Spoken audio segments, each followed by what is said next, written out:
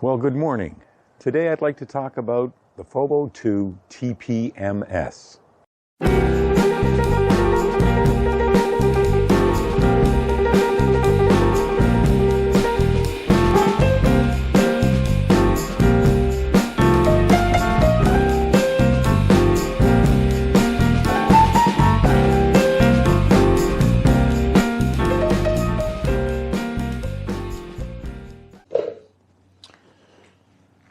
So I have in front of me the two kits that I purchased. So the first one I purchased was right when I bought my Spyder. I ordered this the same month.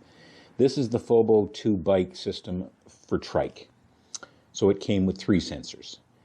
And that was September of 2020. So I've had this system for about 14 months. And yesterday I just finally changed the batteries for the first time.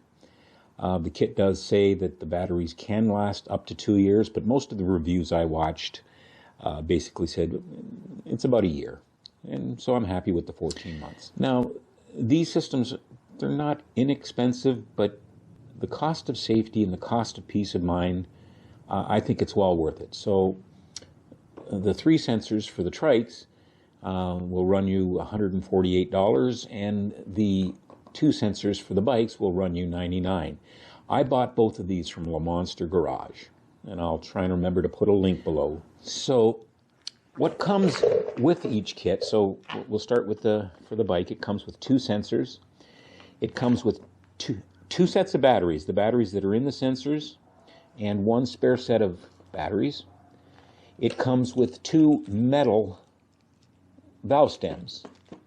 And for security, if you so choose, it comes with these locking nuts, a locking wrench tool, and a little keychain to carry the wrench tool if you want to lock the sensors onto your valve stems. These things just simply screw onto your valve stems the way your valve caps do. And if you're concerned that somebody may steal them, this will lock them down, making it extremely difficult to be removed. The system for the trike, virtually identical, except everything's in 3s. Came with 3 sensors, came with 3 metal valves, came with a set of locking nuts and a pair of the wrenches and a keychain that you can carry it with. And so the paperwork that came with it is the very first thing you have to do is unscrew the cap and remove the piece of paper from the battery that are in the sensors so that they will work. And then there's a quick start guide that comes with it. And there's also a guide that you can, when you get the app that goes with these, because you need the app, you can download the manual. So I also purchased extra batteries. I didn't know these were going to come with extra batteries. And I purchased extra batteries last September. I bought 2 sets of 5 on Amazon. They were about $5 or $6 each, so they're cheap. They are CR1632 lithium 3-volt watch-style batteries. So today I'm going to go over the app itself and why I love this system, why it taught me a lot about what's going on with my tires and how they behave in the different temperatures and the different conditions when you're riding, when it's sitting, when it's in the cold, over the winter. The app is pretty cool. It's a pretty cool app. What information it gives you about your tires. We'll get into that. Okay, the FOBO 2 TPMS system requires that you have the FOBO 2 app. And since I have an Android phone, I got my app from the Google Play Store. For those of you with iPhones, you will go to the Apple App Store. So at the Google Play Store, you just have to do a search on FOBO and it'll pop right up. It's the FOBO Bike 2. And I already have it installed, but you would just install it like any other app. And then you'll have to set up your account. Typical of a lot of apps, you will enter an email as your user and create your own password. And that way you will have a FOBO account on your phone. And that is needed so that when you install the sensors, those sensors will be attached to your phone and nobody else can use those sensors unless you release them. And we'll get into that later. Okay, now we're ready to go into the app and look around and see what this thing really does for us. So I'll go into the FOBO 2, first thing that pops up is my bike list. There's my Mini-Mate camper, the 2 air pressures for those tires. And we'll go into the Spyder. So the top 2 are my 2 front tires, and obviously the bottom one is my rear center tire. So there's not a lot of buttons to press in here. Really, the top right, there's a little wrench, and that wrench brings up the bike settings. Now, these you would have put in when you set up the app for the first time, or set up your bike, the first bike for the first time. So while we're in here, I have a picture of the bike at the top there. I can edit the name I gave the bike on this line. I can go into the front tires, and this is where I could change the settings. I could change the recommended or the target setting that I want. And if you notice, as I change these, it also changes the min and the max to be what it thinks you would like that to be. For my front tires, my target is 18 pounds, because on a warm, hot day, the tires will get more air pressure in them as the temperature goes up and as the tires get hot. I've always liked my minimum to be 5 pounds below that, and I like my maximum to be 5 pounds above it. And again, that's so the alarm isn't going off a lot. If you have the maximum too close to the recommended, same with the minimum, as the temperature goes up or down, so does the pressure go up or down, and you can cross those thresholds and get an alarm. So I find that 5 is pretty good. I've seen my pressure go up 3-4 pounds on a hot day on a ride, and at night when it's cool or cold, I've seen the pressure drop 3 or 4 pounds. And I don't want my alarm to wake me up in the middle of the night. I have an air pressure problem out in my garage. I do leave the alert at 0 pressure on. I don't know why you would want to turn that off. Perhaps maybe when you're changing sensors or changing batteries so that the alarm doesn't go off on your phone. But I just leave it on. So that's it for that settings function, that wrench up in the top right corner.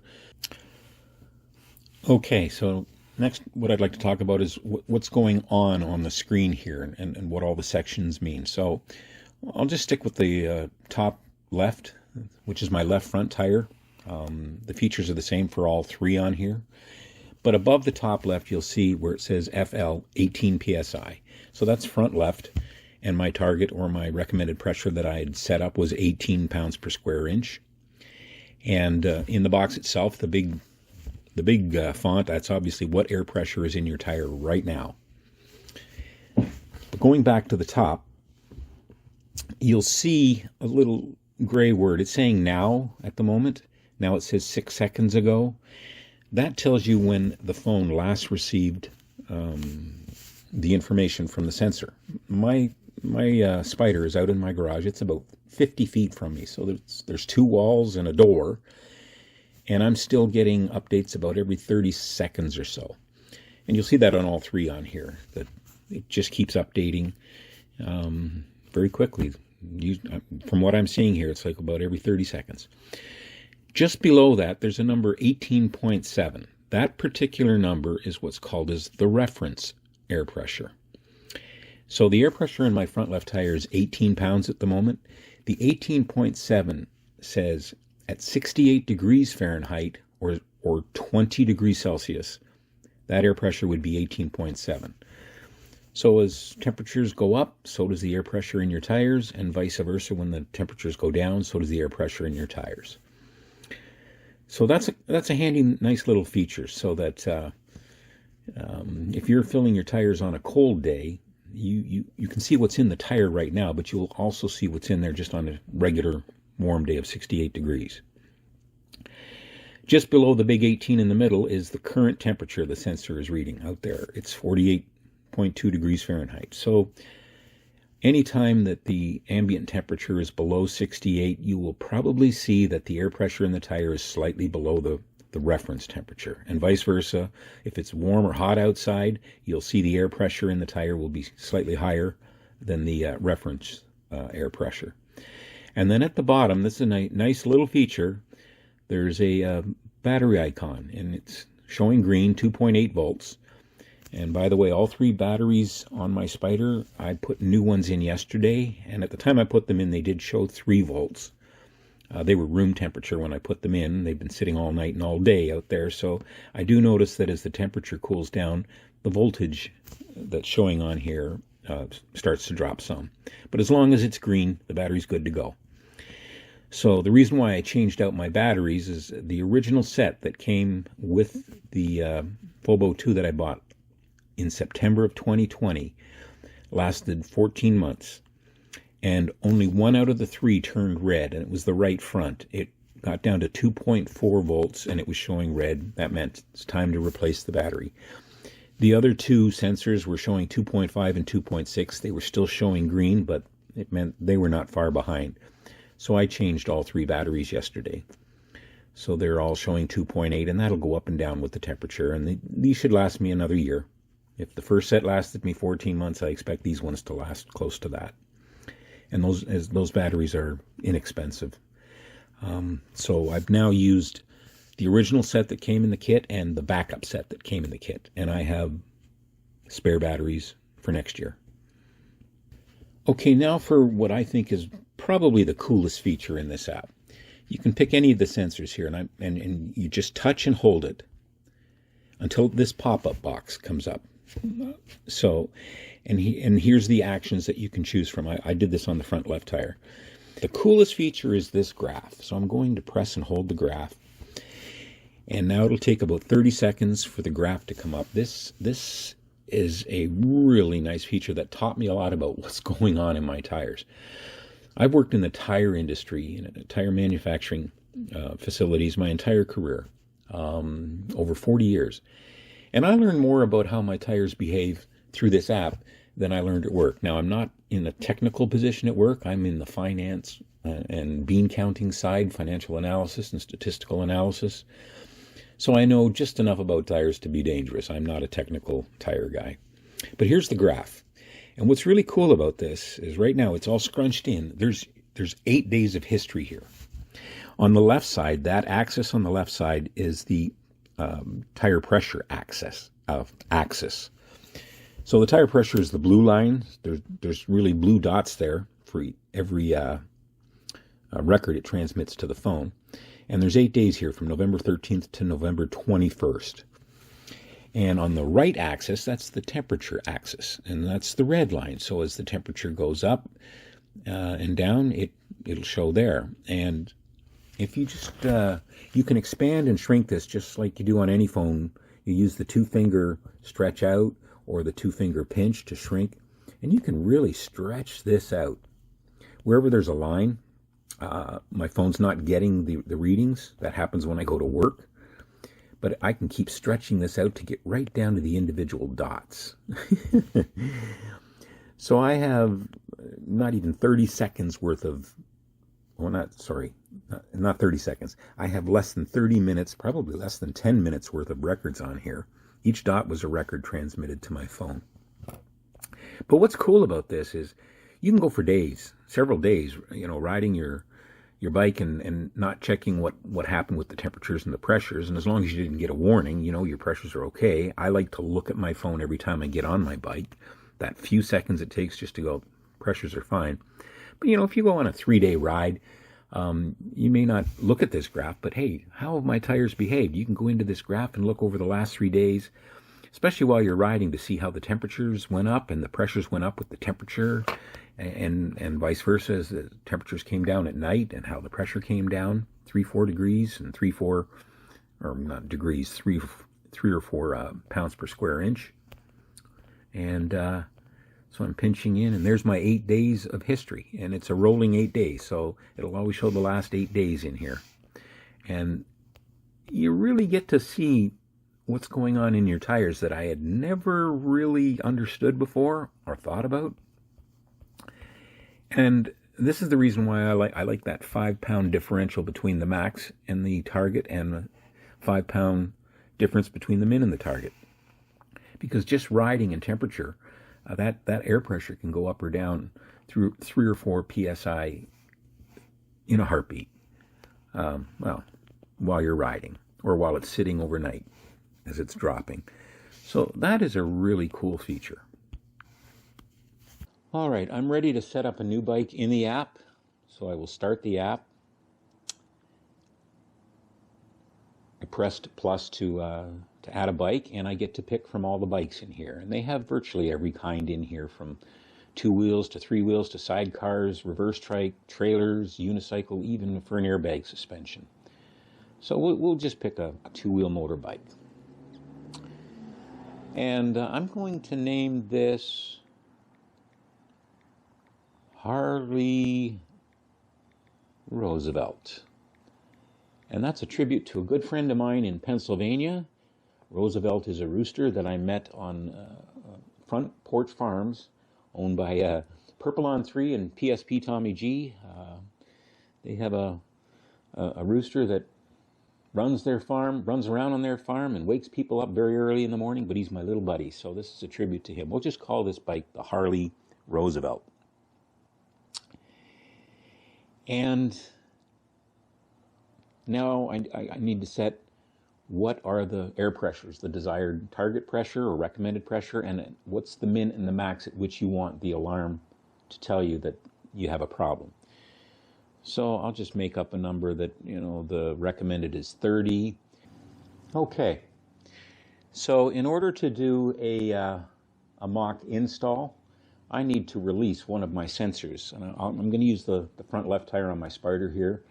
That'll allow that sensor to be unattached to an account and ready to be used as an install on a new install after you start up the app that you need. So what I need to do is I need to release this sensor from my account so that it can be used. So this is the left front tire. So I will go into the left front tire and I'm going to release. It says, are you sure you want to release the front left sensor? Confirm. Sensors released. Successful release sensor. Okay. So I've set the minimum at 25, the recommended at 30, the max at 35. I'm done. I'm going to put a picture in here. So I'm going to press, and I have a choice to either take a picture or choose from the gallery. So I do happen to have a couple choices that I'm going to try here.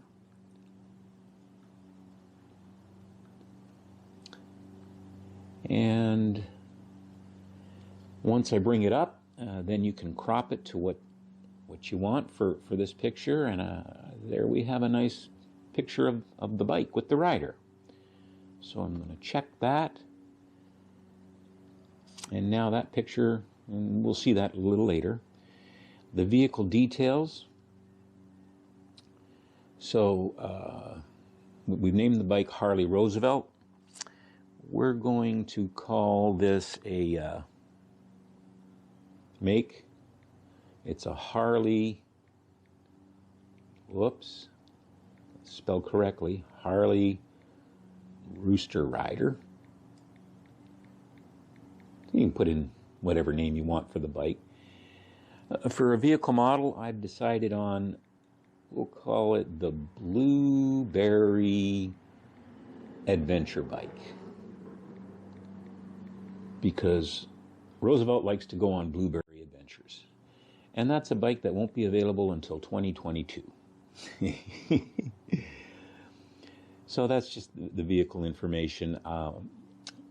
The alert at 0 pressure, obviously you want to be alerted, so I leave that on active. And the key here is any changes you make in here, either when you're setting it up or making changes later. And I forgot to do this when I was trying to update pictures. I had to do it several times. I put it in, I backed out of here, and it wasn't there. There's that save button up in the top right corner. So now the bike exists on my bike list. So I have my Spyder, I have my Minimate camper, and now we have Harley Roosevelt. So now we're going to go into Harley Roosevelt. And since it's new, the first thing that comes up is install sensor right. So It says screw the sensor on, oh, this is rear tire. Okay, so I may have to change the settings, but because I'm only doing the one. Screw the sensor on the rear tire. We'll pretend this is the rear tire. We'll get the sensor put on.